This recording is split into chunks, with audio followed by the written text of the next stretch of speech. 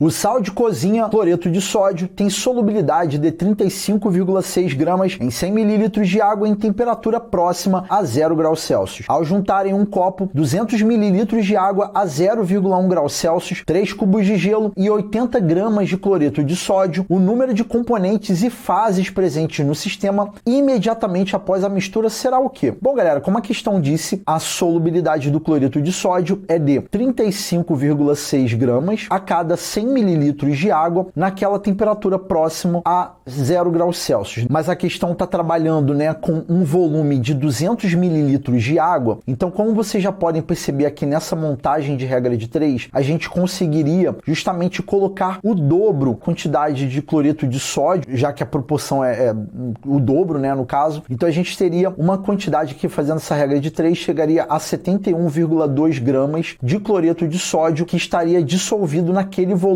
de água nessa temperatura, né, de 0,1 graus Celsius, que é próximo de 0 graus, né? Então, como a questão ela trabalha com 80 gramas de cloreto de sódio que a gente vai adicionar ali naquele copo, então a gente teria que 80 gramas é o que eu coloquei, menos 71,2 gramas, a gente chegaria a 8,8 gramas de cloreto de sódio que não dissolveu, tá? Então, ficaria ali justamente como um corpo de fundo, beleza? Então, aquele copo a gente teria justamente, ó, aqui seria a água, aí ao colocar aquele cloreto de sódio, eu teria uma quantidade que não vai se dissolver, que é 8,8 gramas, aquele 71,2 gramas estaria dissolvido, então aqui eu passaria a ter uma solução aquosa de cloreto de sódio, então NaCl aquoso, aqui seria o cloreto de sódio que não está dissolvido, tá? NaCl sólido, e aí a gente vai colocar os cubos de gelo aqui, né, que no caso são 3 cubos de gelo, então aqui ó, 1, 2 e 3, então o que a gente está vendo? Ó, primeira pergunta é o número de componentes. Então, quais são os componentes? O gelo é água sólida, a água líquida, né? Então, a gente tem